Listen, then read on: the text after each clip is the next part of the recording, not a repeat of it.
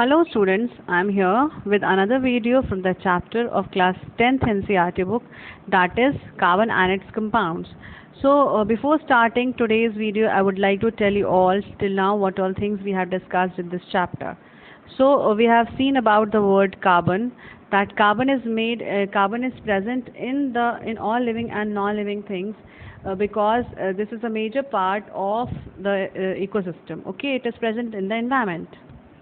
So we have seen that all the living beings consist of carbon and its compounds present in it, and human body also consists of the 18% of carbon. And also there are animals and the plants which are present on the earth, which is present in the environment, and that also contains carbon in fixed amount. And this carbon is getting converted in the biomass, and that gets converted in the form of fossil fuels. And just once it is being made in the form of fossil fuels, it is going to tell you that how is this carbon compound is going to be formed.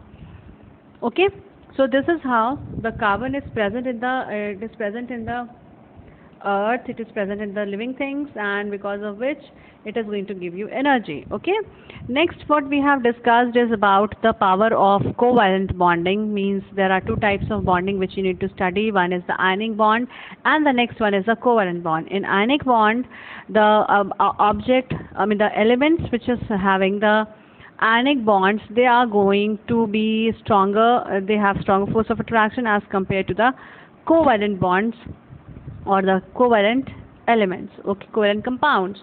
Next thing is that covalent bonds are always formed by sharing of electrons, okay, and ionic bonds are always formed when the electrons are completely being donated or they are being completely accepted. Similarly, we need to see that why this carbon is forming so many covalent bonds. Why this carbon is forming covalent bond? The reason behind this is that it is forming because it has the valency of 4, and this valency means the outermost electrons are 4 in number, and because of the presence of the outermost electrons, they are only be capable of getting shared from one species to another species, or one element with the another element to form compounds. Okay. So it is a tendency of only the valence electrons which could be shared, and neither of other electrons could be shared which are present in the innermost shell. Only the outermost shell or the valence shell has the tendency to donate or to accept electrons. Now what about carbon? So this carbon has 4 electrons in the valence shell, and it is not possible for the carbon to donate all the 4 electrons at the same time, or it could accept the 4 more electrons to complete its octet. Now what is the scene of this octet? Why we are talking about this octet?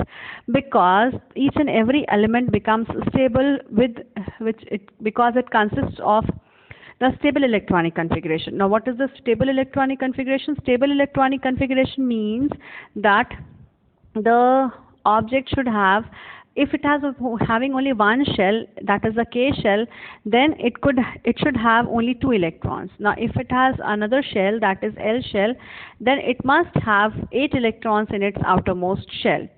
It means that it should have a complete octet.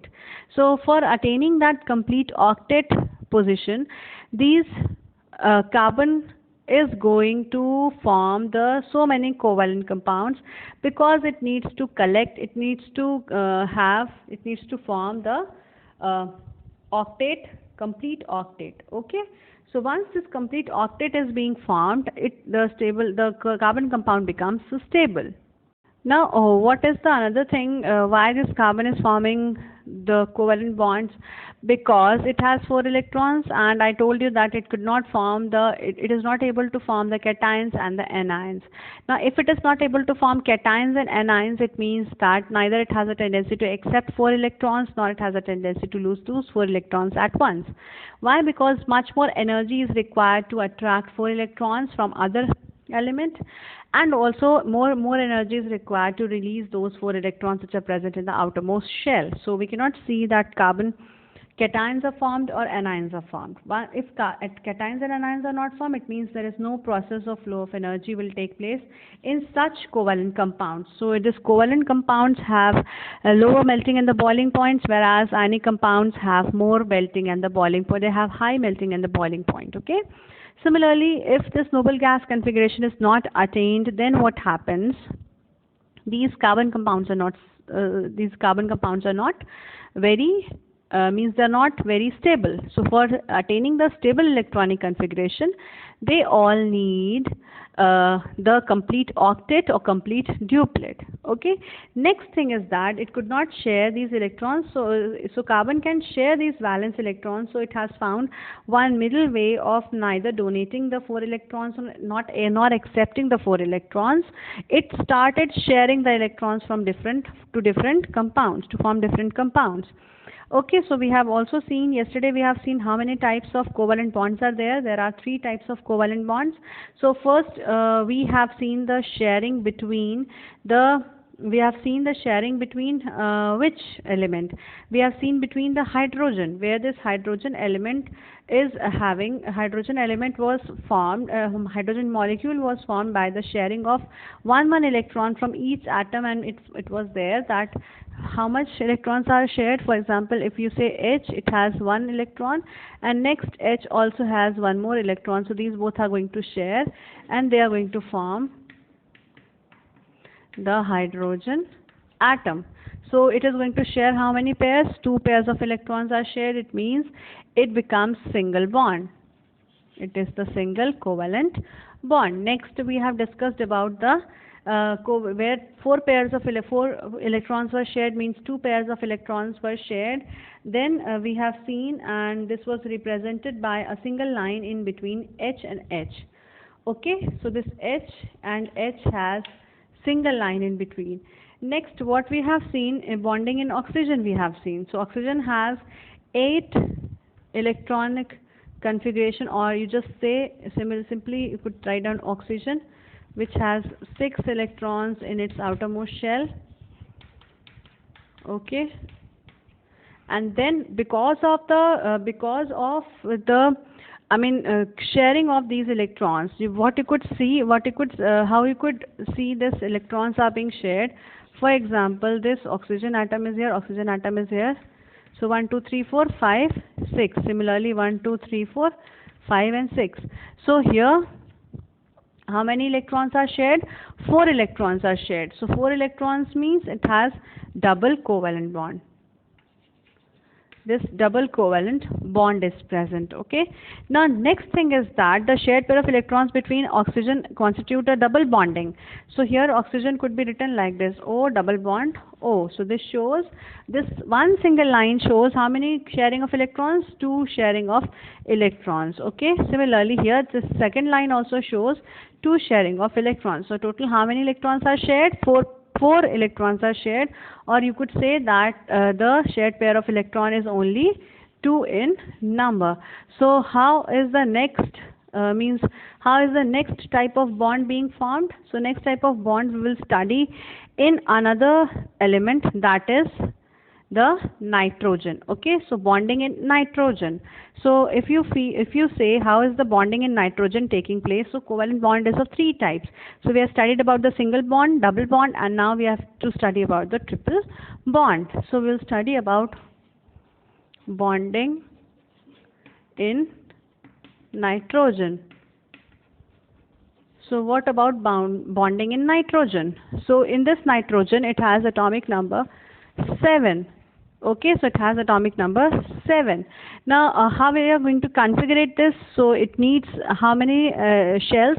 So K and L. K shell has 2 electrons, and how many more electrons are required? So it has 2 and then 4 electrons.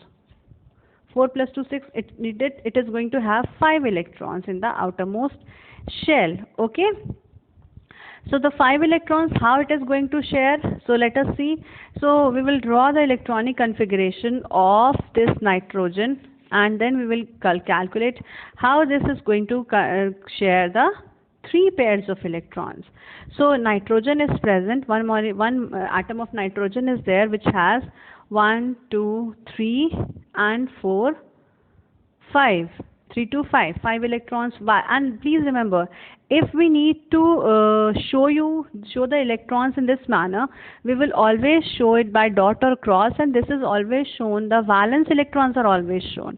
So next nitrogen atom will also have 3 electrons in their outermost shell, and 2 excess electrons are present, 2 more electrons. So 5, 3 and 2, 5. Okay, so here also 5, here also 5. So these two are going to combine and they are going to form one more structure, that is nitrogen and nitrogen. It is going to share these.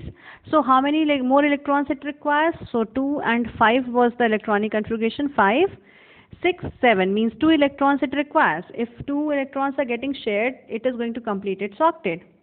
3 electrons it requires, it requires 3 electrons to be shared. 5 plus 3 is 8. So what happens? It requires 3 more electrons to be donated, or either these 3 electrons should be taken out to complete, or this all complete 5 electrons should go out so that it could complete, it has its own duplet, and that becomes a stable one. But it is not possible to take out 5 electrons from the outermost shell. So what does this nitrogen does? So this nitrogen is going to do, it is going to combine these electrons, and it is going to form the triple bonds. So 3 electrons will be shared. It has 2 electrons like this, and 3 electrons will be shared. 3 pairs of electrons will be shared. So one single bond, another single bond, another single bond. It means that how many bonds are formed? Between N and N, between nitrogen atom, triple bonds are formed to form a nitrogen molecule. So that is how 3 pairs of electrons are being shared. So triple bonding is going to be formed. So this is known as triple covalent bond. Okay, this is being formed by the sharing of how many electrons?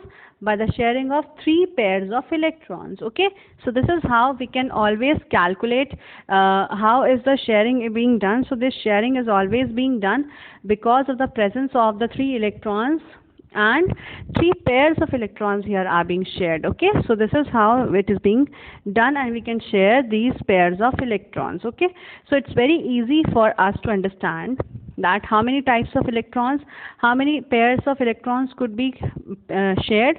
Either 1, 2 or 3 pairs of electrons could be shared to form single, double or triple covalent bonds. Okay, now you could also form the bondings in the various other elements. So we have studied about how many types of covalent bond here. So we have studied about the types of covalent bond. Types of covalent bond. How many types? Single, double and triple covalent bond. Okay, so this is about the sharing pairs of electrons. If 1 pair of electron is shared, it is known as single covalent bond. If 2 pairs of electron is shared, it is known as the double covalent bond. If 3 pairs of electrons are shared, it is known as the triple covalent bond. Okay, so this is all about the type of covalent bonds which are present in the carbon compounds. So with this we move on to the further topic, that is the versatile nature of carbon. What is the meaning of this word versatile?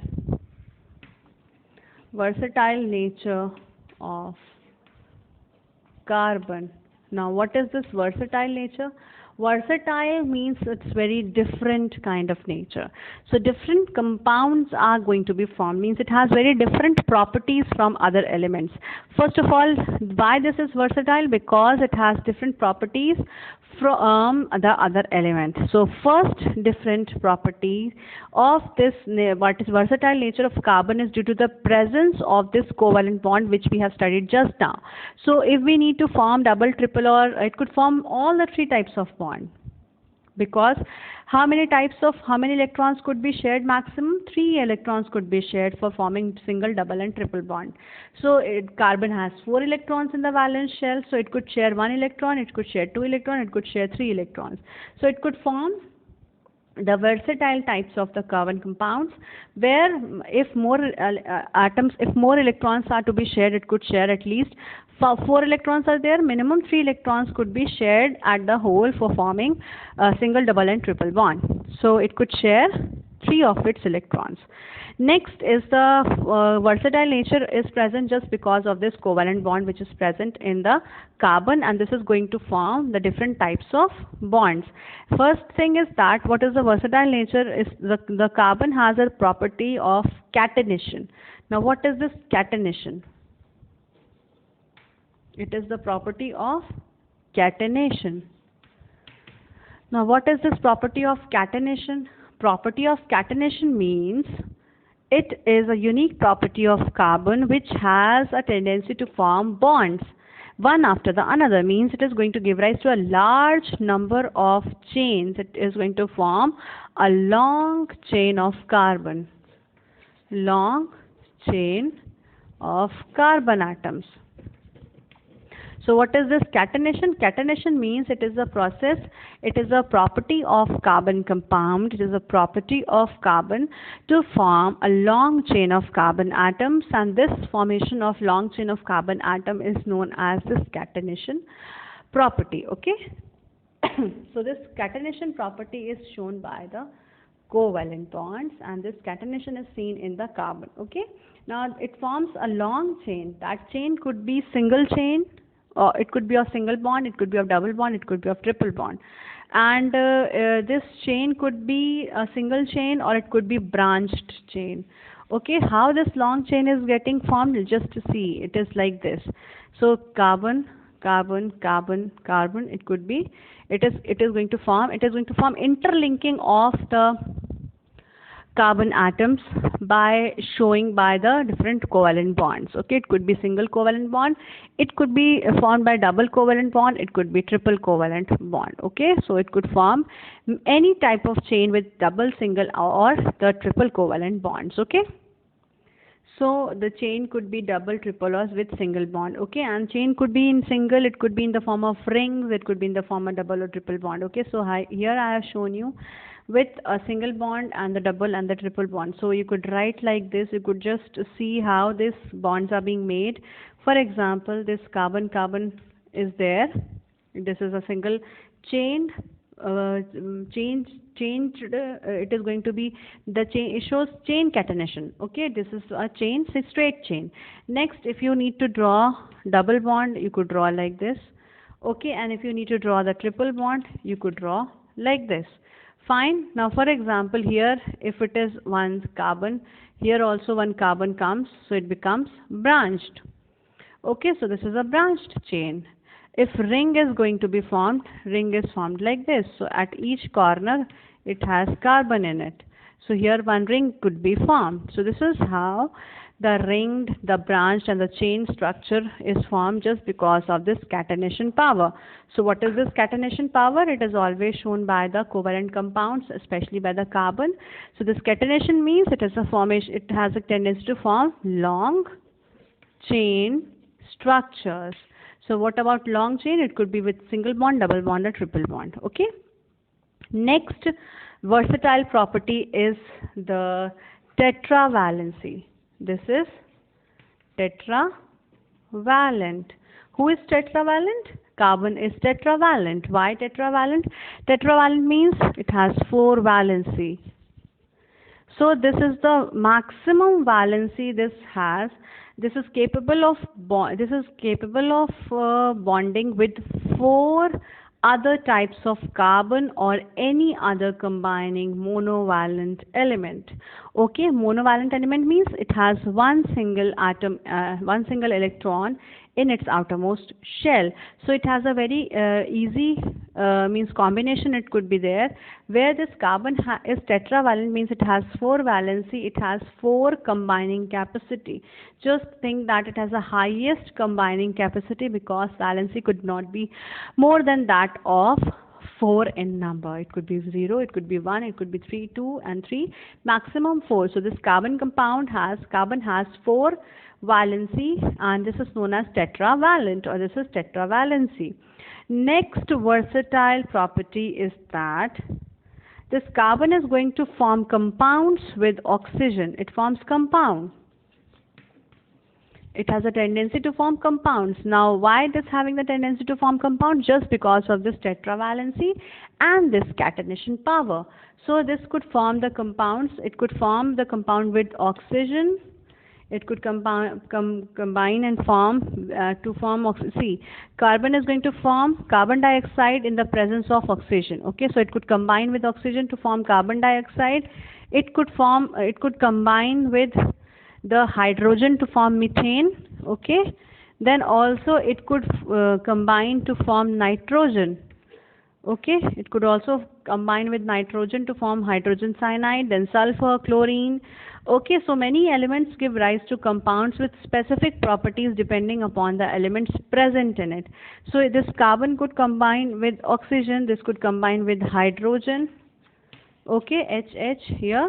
Then next it could combine with oxygen, C double bond O, CO2. Okay, it could form even hydrogen cyanide, H, C and triple bond N. So because it could form single bond, double bond and triple bond, it's very easy for the carbon. So it can form single bond here in methane, in double bond it could form in carbon dioxide, and triple bond in this hydrogen cyanide.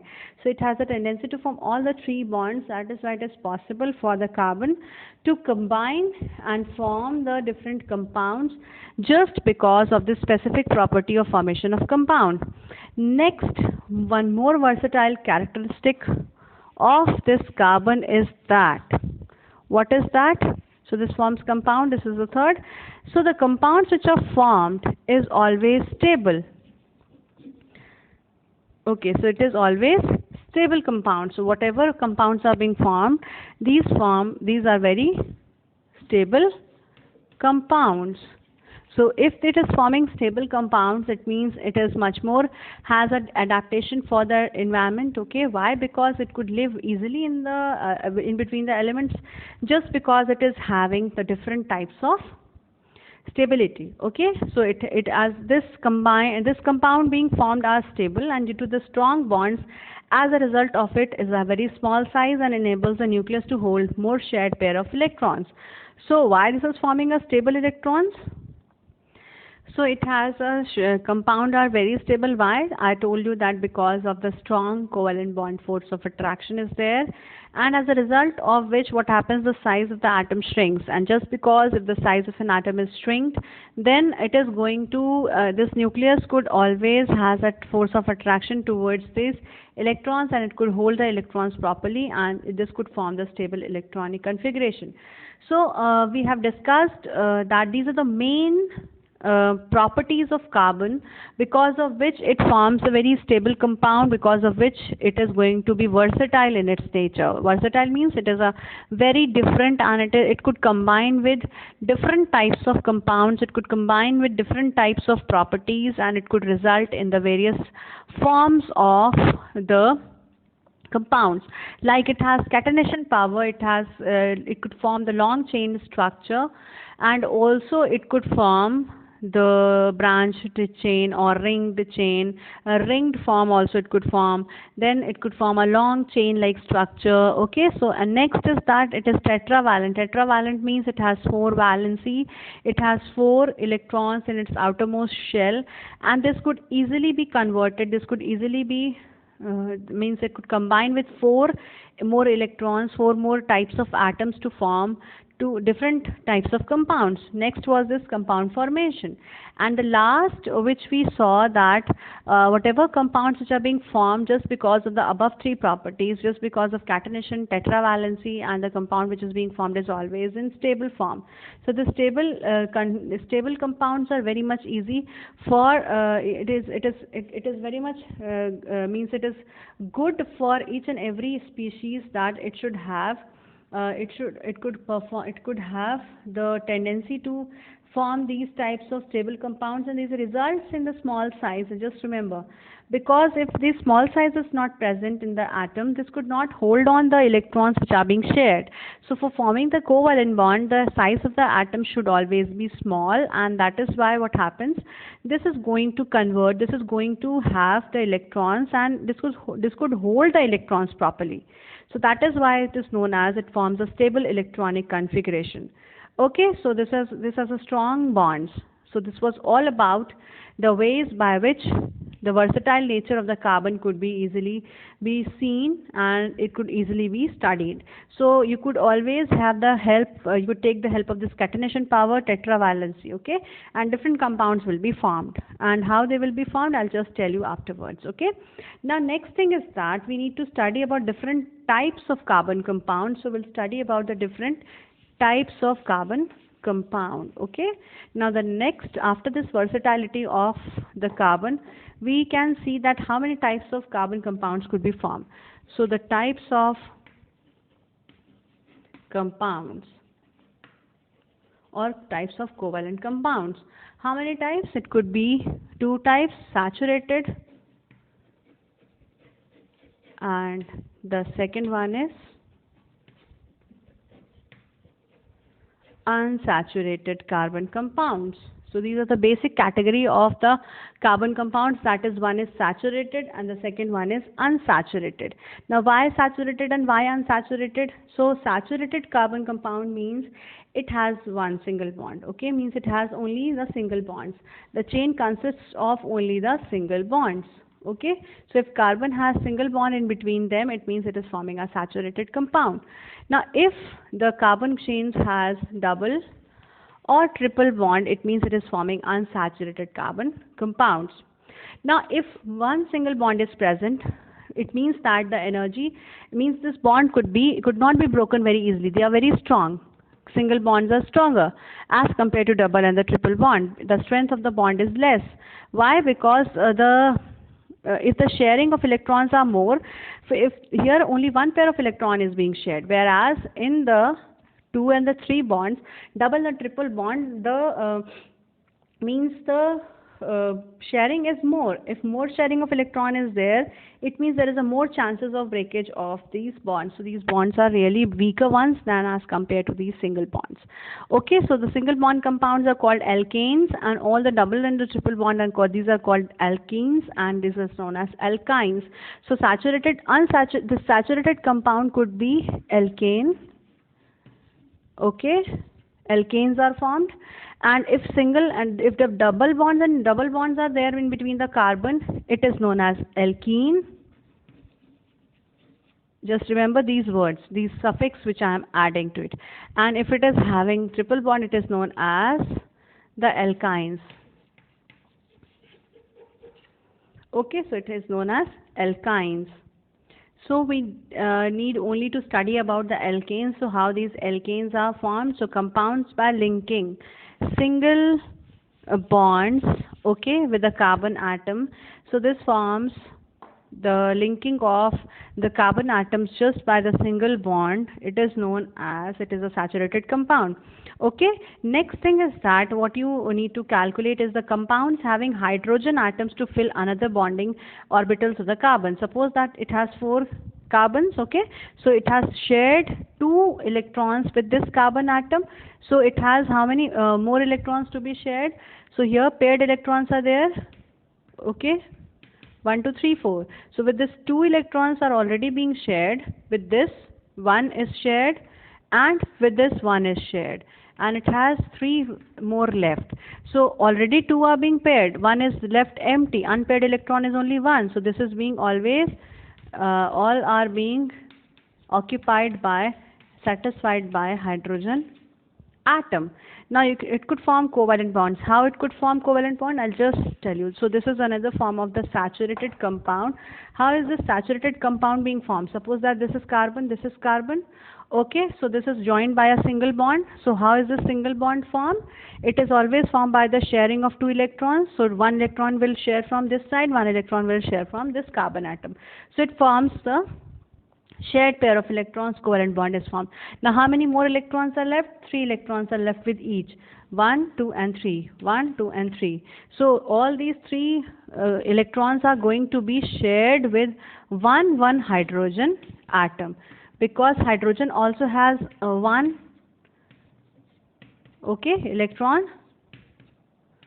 So this is going to be sharing 1 electron of hydrogen. So this is how the hydrogen is going to satisfy this carbon compound, because once this carbon compound, 1 electron was shared with another carbon compound.